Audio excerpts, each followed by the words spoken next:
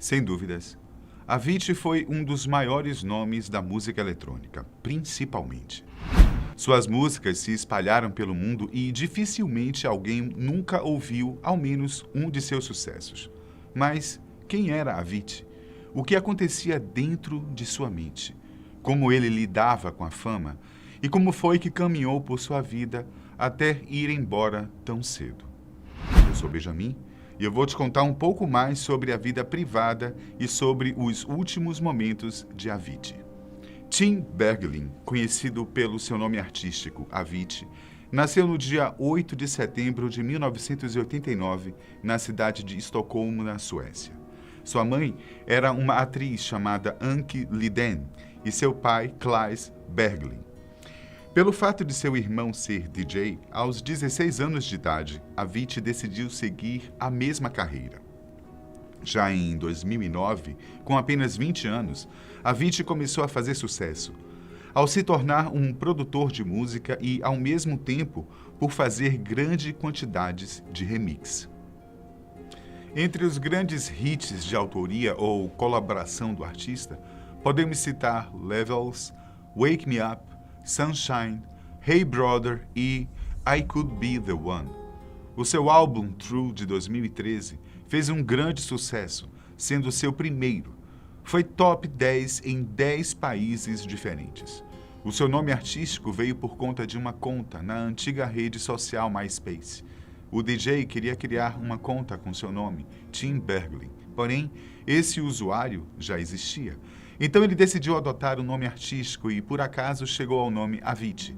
A palavra Avicii vem da cultura budista como algo para referir-se ao nível mais baixo de uma espécie de inferno, onde o sofrimento é imenso. Mas apesar do sucesso, 3 coisas afetavam negativamente a vida do artista: a bebida, as drogas e a depressão. Por conta disso, ele acabou sendo hospitalizado em 2012.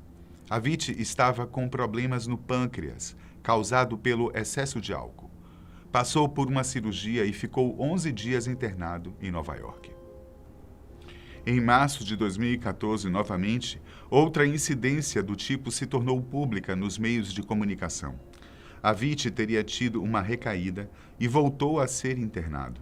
Nesse caso, ele até mesmo passou por uma cirurgia por conta de problemas no apêndice. Isso acabou atrapalhando alguns shows e compromissos de sua agenda.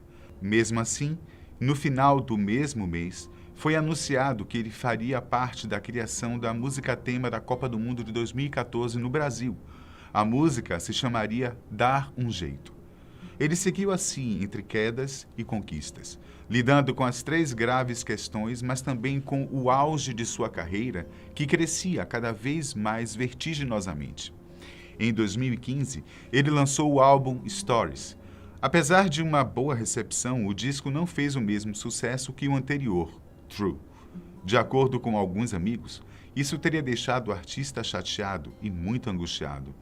Um de seus melhores parceiros, Laidback Luke, chegou a declarar que, na época desse fato, o artista teria sofrido muito. Segundo Laidback, Avicii era só um corpo, vazio por dentro, e que aquilo o deixou chocado. Ele contou que não acreditava que seu amigo estava tão mal por conta da frustração com o álbum. Nas palavras de seu amigo, era como se Avicii tivesse envelhecido 5 anos em algumas semanas. Ele ainda declarou que sentia que Avicii estava dividido entre ter uma vida modesta, discreta e humilde, pois sempre foi um cara muito simples, com a vida glamourosa e quase que teatral de uma pessoa famosa. Mesmo assim, Avicii passou praticamente 2 anos seguidos fazendo shows pelo mundo. Tudo aquilo estava cansando muito o DJ. Em agosto de 2016, ele anunciou que iria dar uma pausa em sua carreira e depois falou que pretendia abandonar de vez os palcos. O seu último show foi em Ibiza, na Espanha. Como dito anteriormente, Avicii lidava com alguns problemas de saúde e, neste momento, o maior deles era o mental. O DJ estava esgotado e a melhor maneira que encontrou para se sentir aliviado foi divulgando o que estava acontecendo em um post no Facebook. Nessa altura, Ele estava viciado em medicamentos, derivados daqueles que havia usado para poder se recuperar da cirurgia de 2014. O seu post se dirigia aos fãs e foi bem sincero e aberto, falando justamente sobre suas principais aflições. Avicii foi muito transparente em relação ao que estava se passando.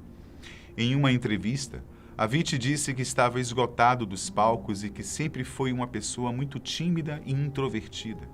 Explicou que todo o novo universo, trago pela fama, o faziam se sentir mais ansioso e em constante pressão. Ele chegou a dizer que acreditava que tinha até mesmo acumulado energia negativa ao fazer uma coisa que ele estava sem vontade. No final do ano, foi anunciado que o DJ iria voltar, mas que somente atuaria como produtor e compositor. Na metade de 2017, ele começou a demonstrar teasers dos seus próximos trabalhos. Finalmente, em 10 de agosto, ele lançou um EP chamado Avicii 01. Nesse mesmo ano, um documentário denominado Avicii True Stories foi lançado. Esta é, talvez, além dos relatos de parentes e amigos, a descrição mais fidedigna da vida particular do DJ. Até porque Avicii sempre evitava se expor. Nesse documentário, o diretor Levan Tsikurishvili acompanhou o artista por incríveis 4 anos. Na produção, é mostrado os bastidores da vida de Avicii. O documentário enfatiza o quanto o DJ trabalhava e vivia cansado pela extensa carga horária que envolvia longas viagens, shows, reuniões, entrevistas e outros afazeres relacionados à carreira. O documentário mostra, por exemplo, a internação em 2014, a pausa em 2016 e como Avicii lidava com os seus fãs e a fama. Para quem gosta do DJ, é um filme obrigatório para se ver, pois é uma forma de sentir e conhecer mais de como era a vida dele. Outro ponto muito determinante a respeito da vida pessoal de Avicii era o seu apreço por causas sociais. Era muito comum que ele fizesse doações milionárias para instituições de caridade e para pessoas que estavam em necessidade. Uma vez ele afirmou que era uma pessoa muito sortuda por ter o que tinha e que sentia que tinha que dar algo em retorno. Para você ter ideia, o DJ doou $1 milhão a uma organização chamada Feeding America, que ajuda pessoas com fome e participou de campanhas contra tráfico de pessoas e contra todas as formas de violência. Para isso, ele gravou vídeos, indo em eventos e, claro, ajudando financeiramente. O próprio Avicii chegou a declarar que não precisava de tanto dinheiro e que aquilo não era tão necessário para ser feliz. A partir daqui, é importante reforçar que algumas informações não estarão tão completas, já que Avicii era conhecido por separar sua vida particular da pública. Pouco se sabe sobre o que realmente aconteceu nos últimos dias de vida do artista. Muito vem de relatos dos amigos e parentes. No dia 8 de abril de 2018, Avicii chegou a Oman. O artista tinha alguns amigos que faziam parte da família real e foi até o país para visitá-los. No dia seguinte, o DJ fez uma conferência com pessoas designadas a tomarem conta da sua carreira. De olho em um novo projeto, Avicii passou o dia conversando sobre a possibilidade de cantores e artistas participarem do seu novo projeto. Esse projeto seria lançado somente em 2019, um plano que viria a acontecer após a sua morte. No caso, eu estou falando do álbum Teen. Em boa parte de seu tempo final, Avicii esteve em um resort chamado Muscat. Lá, ele tinha uma grande privacidade, já que seu quarto era isolado, seguro e, nas imediações, só entravam as pessoas que ele autorizava. Dentro do seu quarto fazia reuniões, tentava buscar inspiração para compor e, de vez em quando, saía para ver os amigos. De acordo com uma reportagem divulgada pelo jornal The Mirror, a última ligação de Avicii foi feita a um familiar, um dia antes de morrer. No caso, o familiar foi o irmão, David Berglin. O assunto nunca foi descoberto. David jamais se pronunciou a respeito.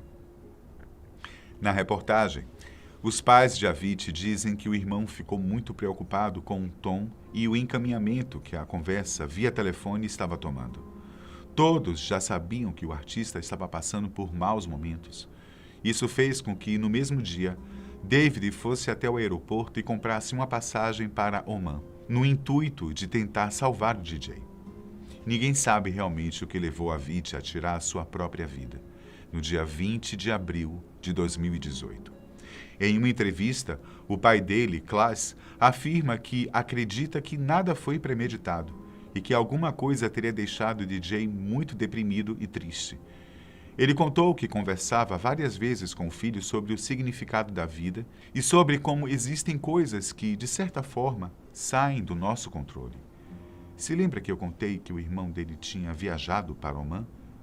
Infelizmente, ele chegou algumas horas após a morte de Avicii e nada pôde fazer para salvá-lo. A polícia chegou até a investigar se não tinha sido possível que o DJ pudesse ter sido assassinado, mas depois a autópsia confirmou que Avicii era a vítima e também o algoz por trás do fato. Fora mesmo ele quem havia tirado a sua própria vida.